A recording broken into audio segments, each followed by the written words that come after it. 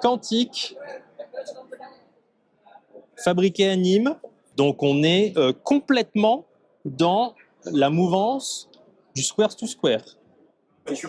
Alors les amis, Quantique, marque de Nîmes, marque française, donc forcément on s'arrête dès qu'il y a des amis en France qui font des trucs. Premier truc que j'ai vu déjà sur ces shafts-là, j'ai vu des shafts que j'ai pas vu ailleurs. C'est normal. C'est du carbone. J'ai vu que c'est plus que du carbone, c'est du carbone avec un cœur en Kevlar. Ok.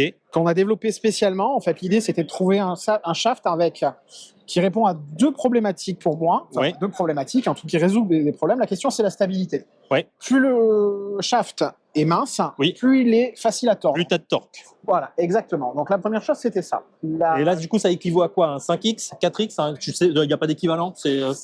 Aujourd'hui, c'est très clairement dans les mesures qu'on a fait, on est dans les meilleurs shafts du marché en termes de capacité de résistance à la torsion. C'est ceux qu'ils les font en Bretagne ou c'est pas ceux-là? Parce que je sais que typiquement le Merle, les shafts sont faits en France et en Bretagne. C'est les mêmes que le Merle ou pas du tout? Ok, d'accord. Pas du tout, c'est quelque chose qu'on a développé.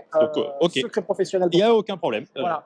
On a développé quelque chose de particulier, c'est-à-dire qu'il est en carbone et le cœur est en Kevlar. L'intérêt du Kevlar, en fait, c'est qu'il annule une partie des vibrations. On va moduler en fait le retour de vibration pour avoir quelque chose qui reste assez souple. Parce que plus c'est rigide, plus ça vibre. Oui. Et en fait, le Kevlar permet de trouver en fait un équilibre entre la rigidité et le toucher et le fouetter. J'ai essayé de jouer pendant quelques temps en armlock et je me suis fabriqué un belly. Je fais des trucs. Voilà. T'as raison. Et j'ai commencé comme ça. Et je me suis rendu compte que les shafts acier n'étaient pas suffisamment costauds parce que au bout d'un moment, sur les têtes armlock et sur les têtes belly qui sont généralement un tout petit peu plus lourdes pour pouvoir avoir un peu de sensation, pour garder du swing weight, et ben avec des shafts acier, on finit quand même à l'impact à avoir une petite sensation de canne à pêche. Exactement. Alors c'est léger parce que ça reste quand même de l'acier.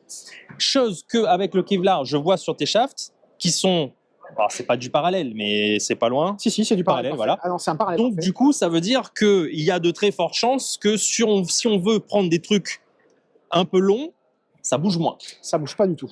Le deuxième élément qui est intéressant dans ce shaft-là, c'est qu'on a développé un système de lestage interne qui est dans le cœur du manche. Alors, comme je te l'ai déjà montré, tu as pu le voir, c'est que c'est des putters. Alors on va pas parler du nom, on va pas mettre de mystère. Il y a deux solutions. Soit la tête est lestée en bas. Ah bah oui, mais ça c'est sûr. Soit tout simplement la forme du manche. En fait, ton grip, il est naturellement lesté parce qu'il est toujours. Oui.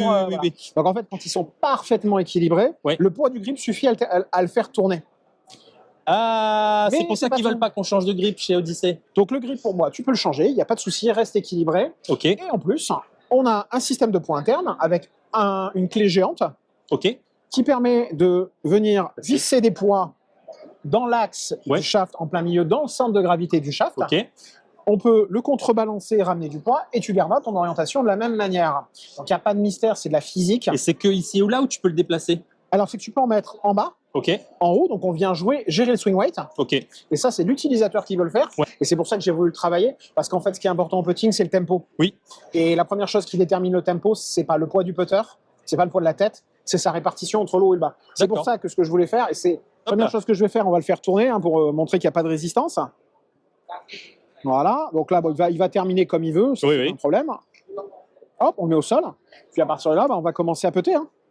Ouais, ok, donc on est sur le même concept. Ok. On peut y aller. Faut pas l'appeler le révélateur, c'est ça en français. Le révélateur, on pourrait. Le révélateur, on pourrait. Qui est stratifié en fait. Quand on dit standard, c'est du stratifié, pas forgé, il n'y a pas besoin. Il est travaillé en CNC, parce qu'après il y a tout un moulage. On a lu pour l'alu derrière, Enfin, pas d'alu, pour le. Voilà, c'est de l'inox et du carbone pour le coup. Il est tout en inox, on n'est pas en acier, on n'est pas en alu.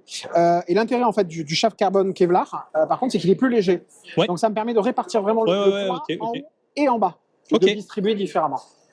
Énorme. C'est énorme. Et après, un point qu'on n'a pas abordé, c'est les plaques, les repères d'alignement. En fait, l'idée, c'est de trouver des repères d'alignement qui sont compatibles avec ton psychomotricité, tes yeux, ton cerveau. Et on va pouvoir trouver 8 plaques d'alignement différentes. Trouver le repère qui correspond. C'est génial. Merci beaucoup. Je te remercie. C'est ça que tu veux peut-être? Oui, ça peut.